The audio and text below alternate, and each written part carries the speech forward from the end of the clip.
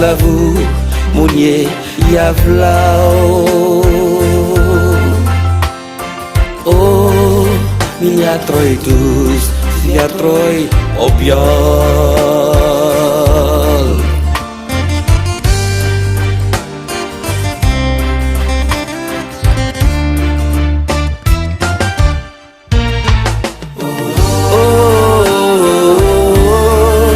Borti blagi.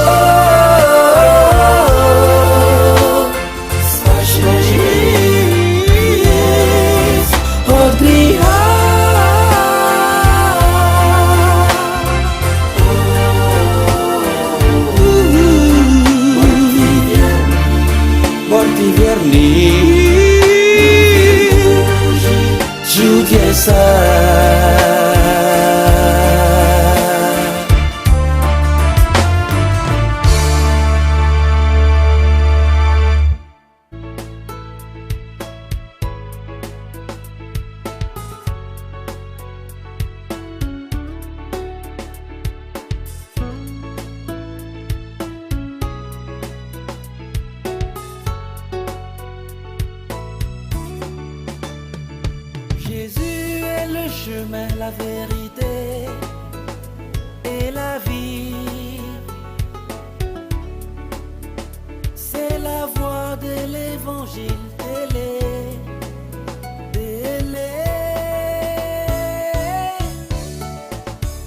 c'est la voix de l'évangile, la voix qui annonce le salut.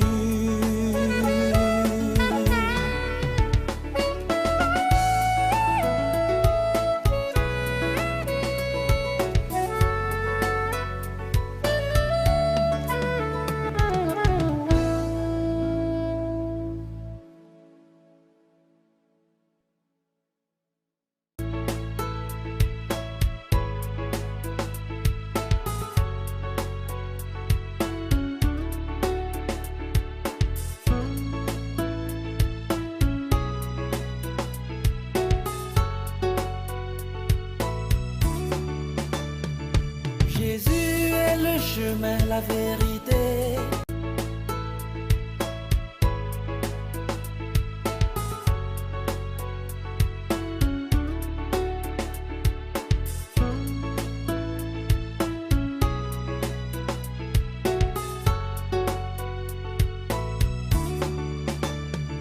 Jésus est le chemin, la vérité et la vie.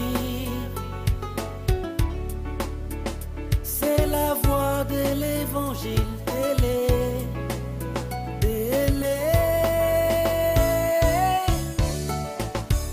c'est la voix de l'évangile, la voix qui annonce le salut.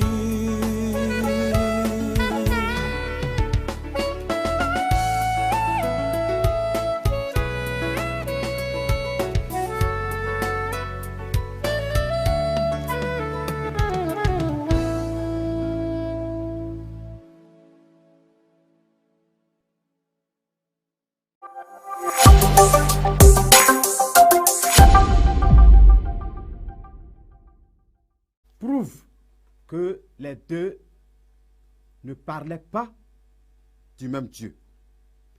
Et les musulmans ont reçu un ordre venant d'Allah de dire aux chrétiens ceci dans la sourate 29,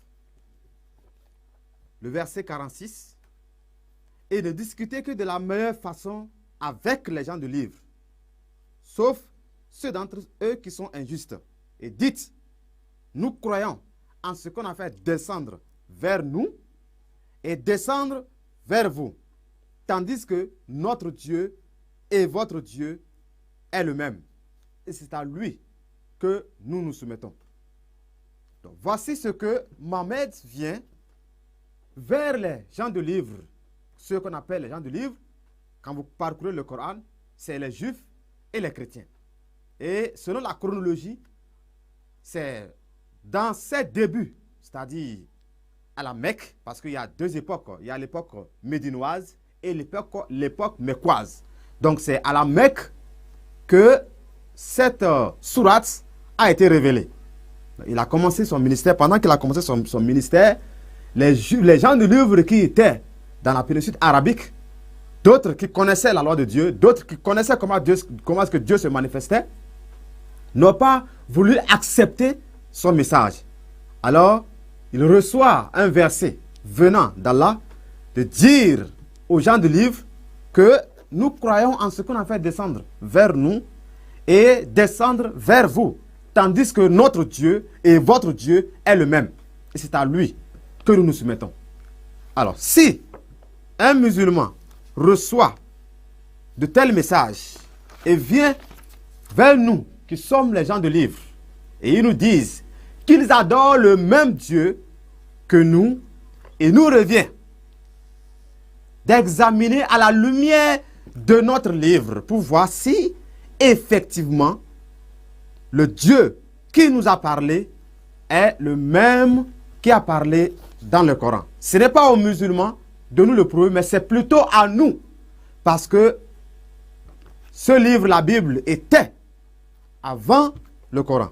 Donc, quand nous avons examiné, nous avons lu, nous avons parcouru notre livre, et à la lumière de cela, nous avons consulté ce que Mohammed a amené vers nous, disant que c'est le même Dieu. Nous avons vu que le Dieu qui a parlé dans notre livre, la Bible, n'a absolument, je dis, rien à voir avec celui que Mohammed nous présente. Il suffit simplement de se pencher sur un certain nombre de critères pour voir nettement la différence entre la nature de Yahvé de la Bible et Allah du Coran. Nous allons vous citer ce certain nombre de critères afin que vous-même vous puissiez voir ce dont nous sommes en train de parler. Premièrement, quand on prend le premier livre de notre Bible, ça dit Genèse qui signifie commencement, le Dieu qui a parlé dans notre livre a dit qu'il a fait l'homme à son image selon sa ressemblance. Dans Genèse chapitre 1, le verset 26, il est dit que Dieu a fait l'homme à son image selon sa ressemblance. Dieu, en voulant créer toutes choses, il dit que la chose soit et la chose fut, ce que vous appelez le kul fayakun. Mais pour ce qui concerne l'homme, il n'a pas dit que l'homme soit et l'homme fut. Notre livre dit que Dieu a formé l'homme de la poussière de la terre et il souffla dans ses narines. C'est ainsi que l'homme est devenu un être vivant. C'est ce que notre livre nous dit. Dans le premier chapitre, le premier livre, chapitre 1, le verset 26. Et l'homme est à l'image de Dieu. L'homme n'est pas Dieu, mais l'homme est à l'image de Dieu. Dieu s'identifie à l'homme parce que quelque chose de lui est rentré en l'homme. C'est pourquoi Dieu s'identifie à l'homme. Et par la suite, quand nous avons lu notre livre, nous avons vu que Dieu s'est fait contempler en partie. Je pèse bien mes mots, il s'est fait contempler en partie. Quand on prend Exode chapitre 24, à partir du verset 9, je lis ceci. Moïse monta avec Aaron, Nadab et Abihu et 70 anciens d'Israël. Il vit le Dieu d'Israël sous ses pieds.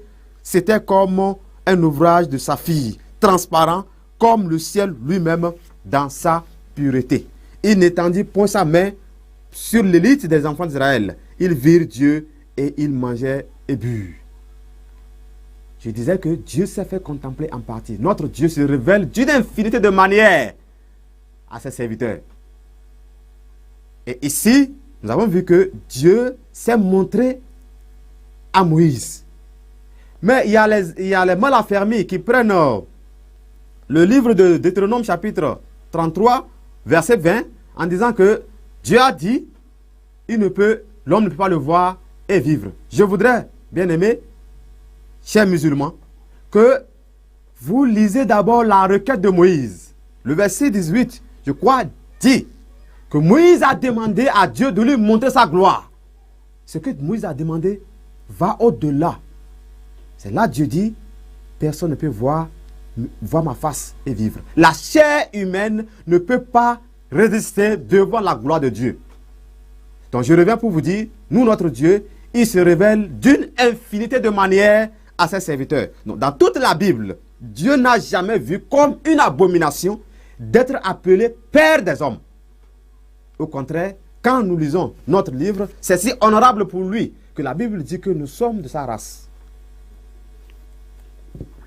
Quand il parla à David de sa relation future avec Salomon, il dit ceci dans 2 Samuel chapitre 7, le verset 14, « Je serai pour lui un père et il sera pour moi un fils. » Dans 2 Corinthiens chapitre 6, le verset 18, « Je serai pour vous un père et vous serez pour moi des fils et des filles, dit le Seigneur Tout-Puissant. » Les 4 disciples qui ont rapporté l'évangile ont rendu du moins ce témoignage que quand Dieu a introduit l'expression de sa volonté dans la création, en la personne de Jésus-Christ, la voix de Dieu a tonné des cieux.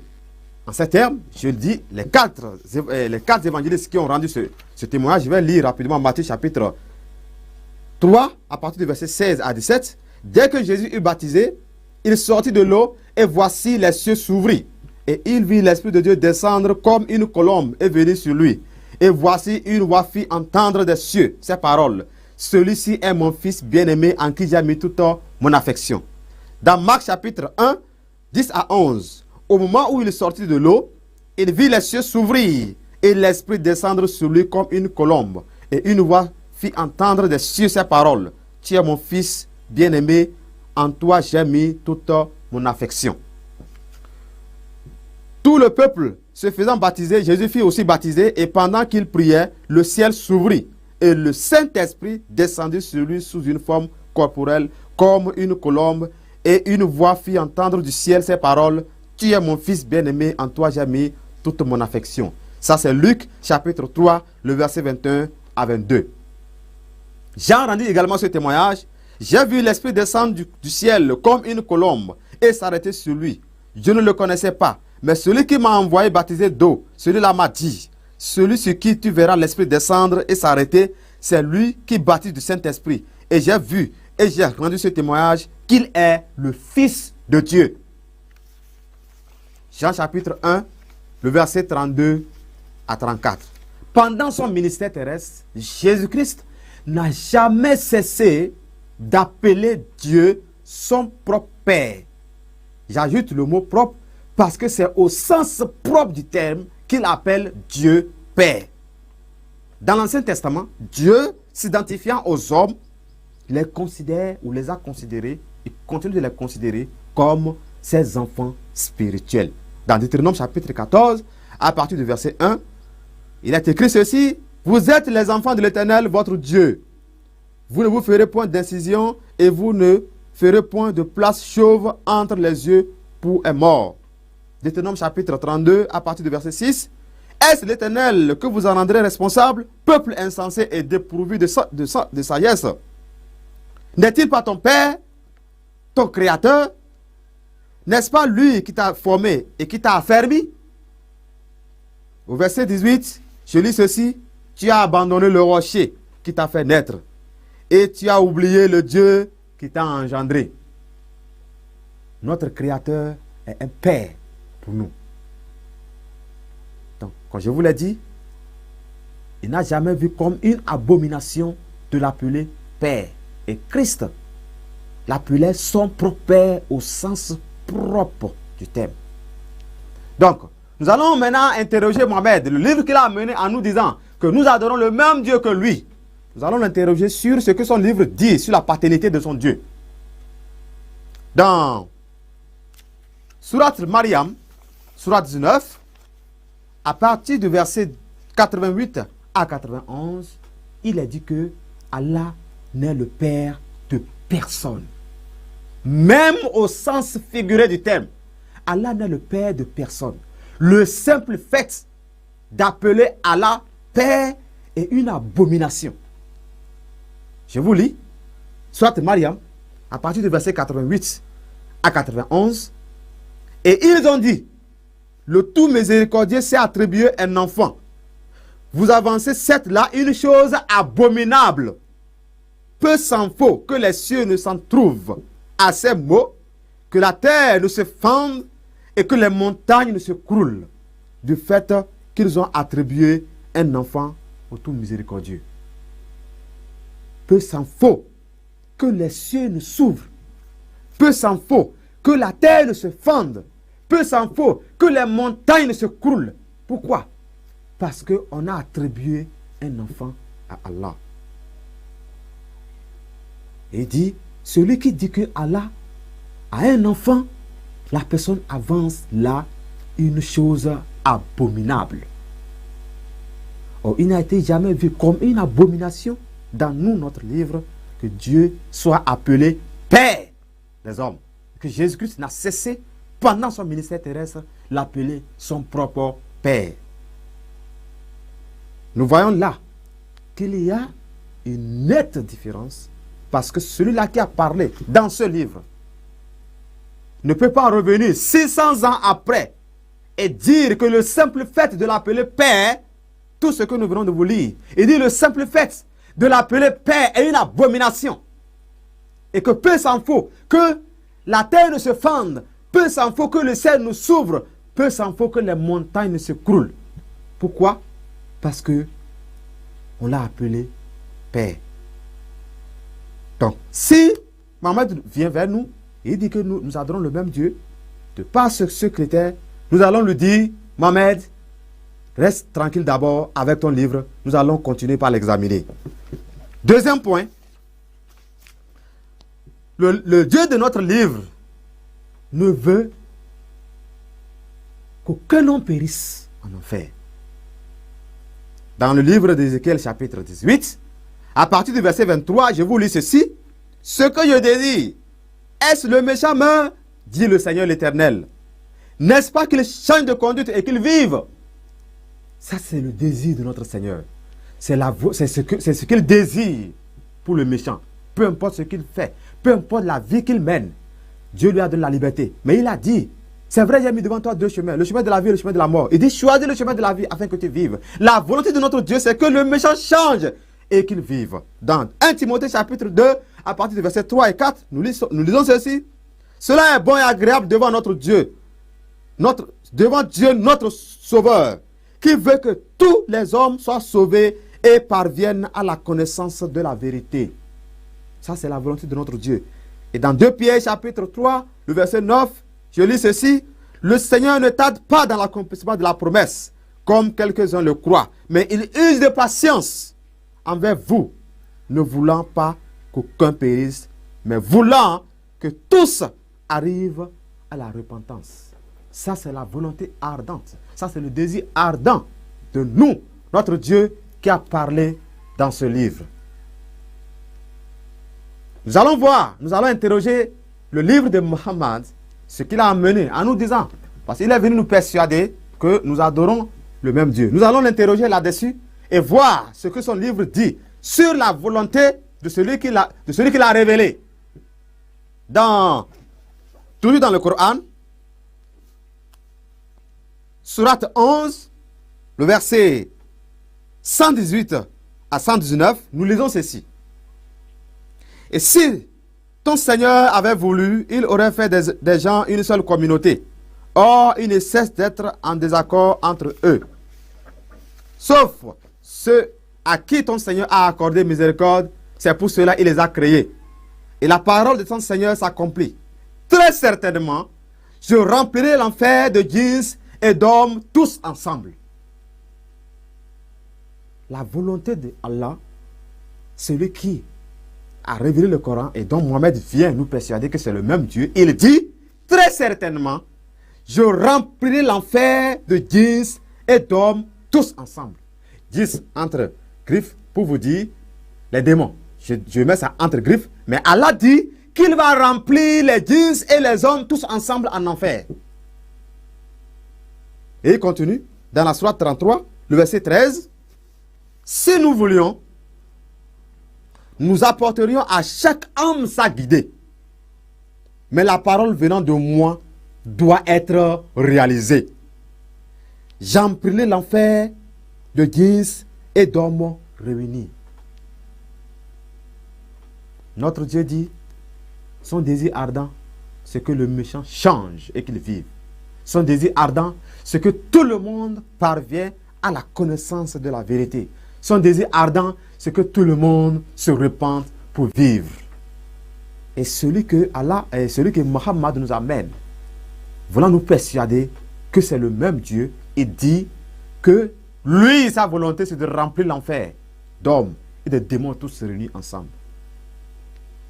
Nous allons dire encore à Mohammed que ce n'est pas le même Dieu. Celui-là ne peut pas dire qu'il ne veut pas la mort du méchant. Et celui-là dit, non seulement le méchant va mourir, mais il va remplir l'enfer des hommes et des démons ensemble. Troisième point. Dans notre livre, il est dit qu'il n'y a pas de sexe au paradis. Oui. Pourquoi? Parce que les plaisirs du ciel ne sont pas des plaisirs charnels. Les plaisirs du ciel sont les plaisirs de l'esprit, empreints de pureté et de sainteté. C'est ce qui est dit dans notre livre. Dans Matthieu chapitre 22, le verset 30, je lis ceci. Car à la résurrection, les hommes ne prendront point de femmes, ni les femmes de Marie, mais ils seront comme les anges de Dieu dans le ciel. C'est ce que notre livre dit. Quand nous allons quitter ce corps charnel, il n'y a pas de sexe au paradis. Parce que nous ne serons plus dans ce corps pour sentir un désir sexuel. Alors nous allons interroger Mohammed sur ce que son Coran dit sur le sujet de la sexualité dans le paradis. Dans la sourate 78, il est dit que chaque musulman pieux aura des filles vierges. Un paradis purement sexuel. Je vais vous lire. Sourate 78, le verset 31 à 34. Je lis ceci. Pour les pieux, ça serait une réussite. Jardin et vignes, et des belles au sein arrondis, d'une égale jeunesse et coupotte débordante. Donc Allah décrit même la nature des saints, de ces belles filles qui attendent les pieux dans son paradis. La suite, sourate 55, le verset 56. Ils y trouveront des oris, au regard chaste, qu'avant eux, aucun homme ou djinns n'a défloré. Donc Allah dit que les musulmans trouveront des filles vierges, au regard chaste, qu'avant eux, aucun homme n'a divergé. Aucun djinn ou démon n'a divergé. Dans la sourate 56, le verset 22, il est écrit ceci. Et ils auront des oris aux yeux grands et beaux, pareils à des perles en coquille, en récompense pour ce qu'ils faisaient. Et au verset 35, c'est nous qui les avons créés à la perfection. Et nous les avons faites vierges, gracieuses, toutes de même âge, pour les gens de la droite. C'était la sourate 56, à partir du verset 35 au verset 38. Allah dit que c'est lui qui les a créées. Ces filles vierges, c'est lui qui les a créées toutes vierges. Donc ce n'est pas nos mamans musulmanes, nos sœurs musulmanes, qui sont devenues vierges dans son paradis, mais il dit que c'est lui qui les a créées vierges. Il les a créées à la perfection. Et c'est ça qui attend les musulmans pieux dans son paradis. Toujours dans le Coran, la sourate 36, le verset 55 à 56, les gens du paradis seront ce jour-là dans une occupation qui les remplit de bonheur. Eux et leurs épouses sont sous des ombrages accoudés sur des divans. Quand nous lisons le tafsir de Ibn Kathir de la sourate 56, le verset 35, il est dit que chaque musulman pieux aura 100 filles vierges à sa disposition. Ou va coucher du moins, c'est 70, selon le tafsir de Ibn Kathir, mais il va coucher 100 filles vierges par jour. Comment ça va se passer quand nous lisons les tafsirs? Le Coran nous explique que pendant que le musulman sera en train de déflorer ses filles, c'est-à-dire dévierger ses filles, elles redeviendront vierges. Et il aura à faire le tour de 100 par jour.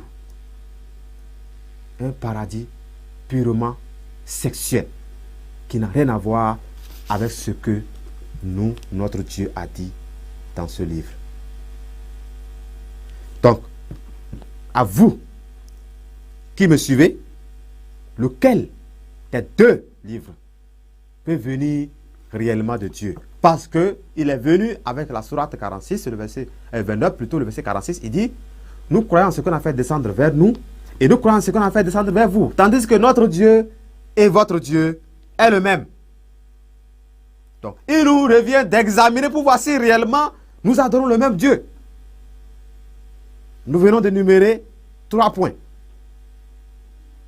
Et on a vu la nette différence. Nous allons continuer. 4e point. La Bible donne l'assurance du paradis à ceux qui suivent le Christ, le Fils de Dieu.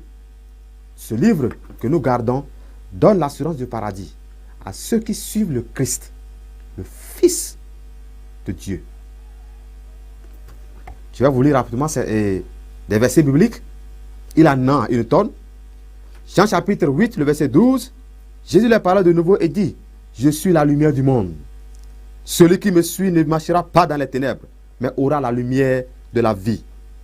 Jean chapitre 10, le verset 27. Mes brebis entendent ma voix. Je les connais et elles me suivent. Je leur donne la vie éternelle et elles ne périront jamais. Et personne ne les ravira de ma main. Dans Jean chapitre 11, le verset 25, Jésus lui dit, je suis la résurrection et la vie.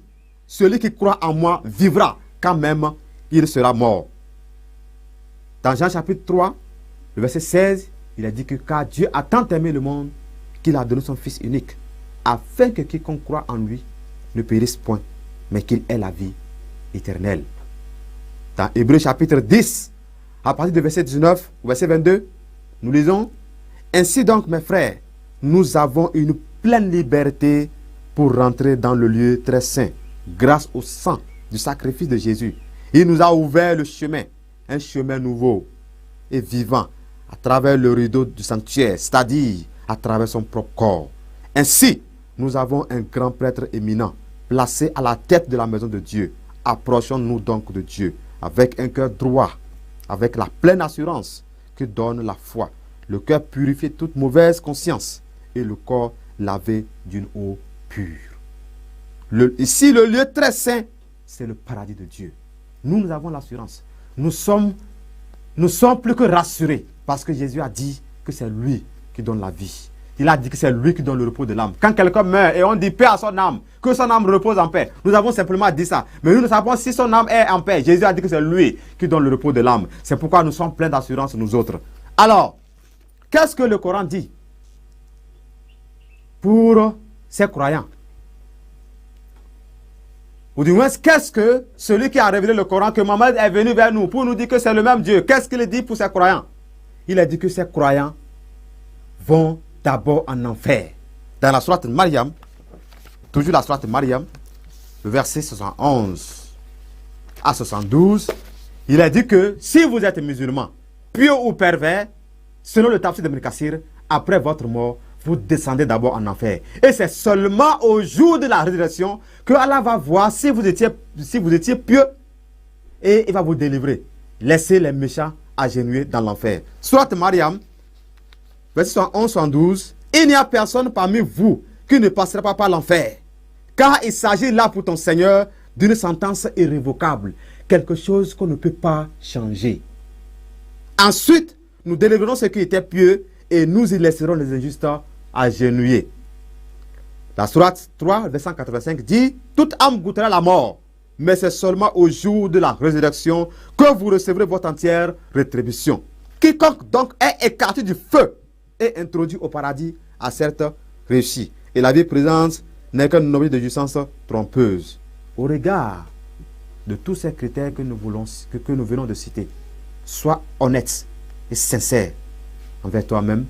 Si Mohammed venait, si tu étais au nombre des gens du livre, et Mohammed venait vers toi, et il dit, nous adorons le même Dieu que toi, quelle réponse vas-tu donner à Mohammed? Sois sincère envers toi-même, mon frère ou ma soeur. Quelle réponse vas-tu servir à Mohammed à la lumière de ce que nous venons de lire? Si tu étais au nombre du gens des livres. Parce qu'il a dit, et ne discutez que de la meilleure façon avec les gens du livre. Et dites-leur, nous croyons en ce qu'on a fait descendre vers nous et descendre vers vous, tandis que notre Dieu et votre Dieu est le même. Quelle réponse vous allez donc donner à ce Mohamed si c'était vers vous il était arrivé?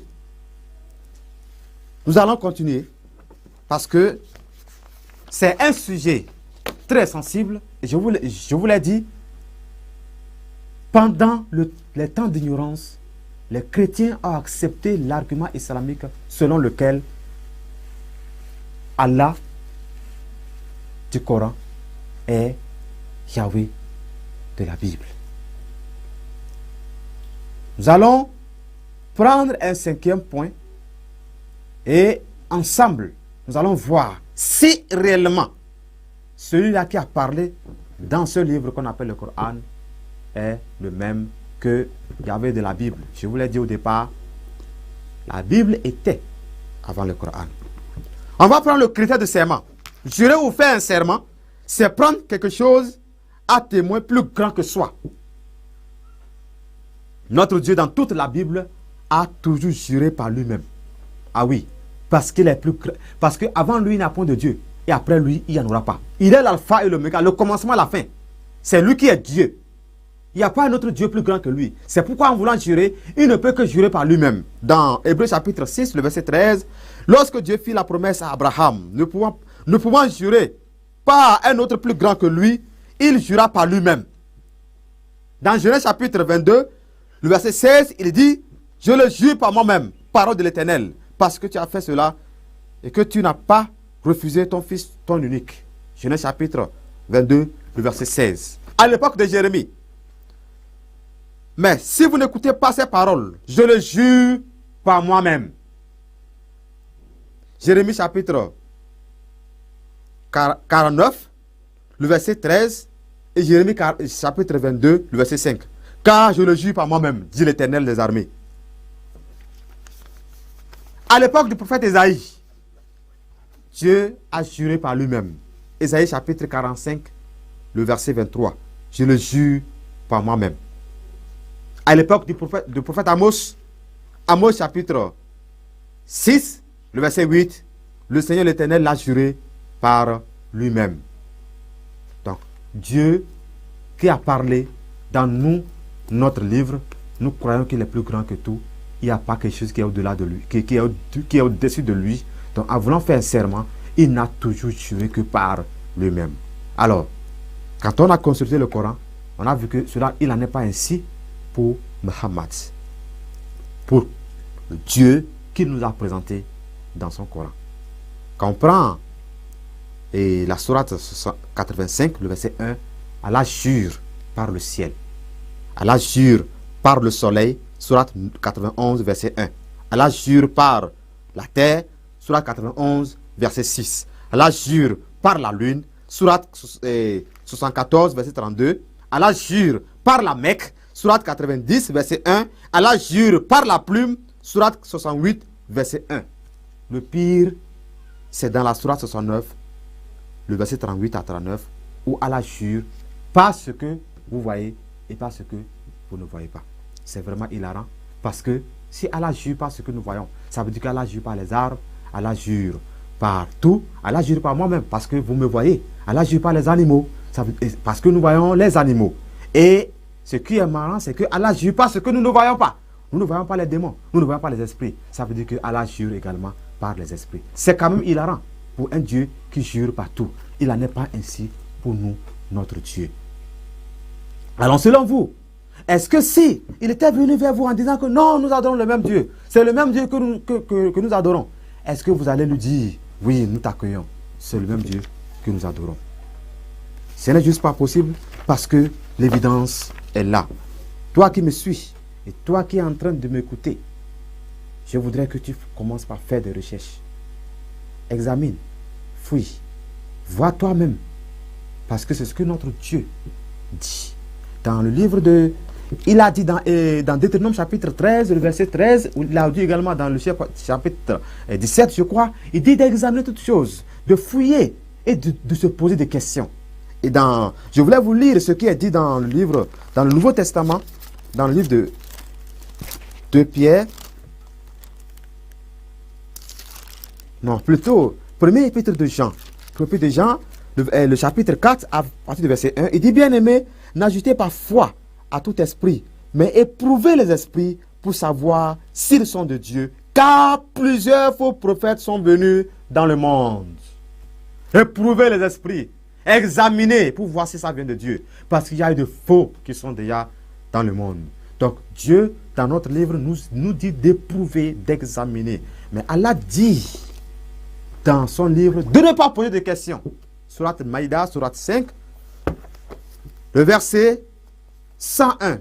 Oh les croyants, ne posez pas de questions sur des choses qui, si elles vous étaient divulguées, vous mécontenterez. Comment est-ce qu'il dit de ne pas poser de questions et nous, notre Dieu dit non à toutes choses, examinez, éprouvez et voyez ce qui est bon. Allah ne va pas te permettre à ce que tu ailles examiner ce que je suis en train de dire. Mais nous, notre Dieu te dit, fouille, éprouve, pour voir est-ce que ça peut venir de Dieu. C'est ce que je t'exhorte ce matin à aller faire. Au lieu d'avoir une idée derrière, nous disons non. Nous faisons lire les textes afin que vous aussi, vous puissiez avoir une lumière. Que les gens viennent s'asseoir devant vous pour parler une langue que vous ne comprenez pas. Toi qui es en train de me suivre, il est temps pour toi. Nous sommes là simplement pour vous avertir avant qu'il ne soit trop tard. Shalom.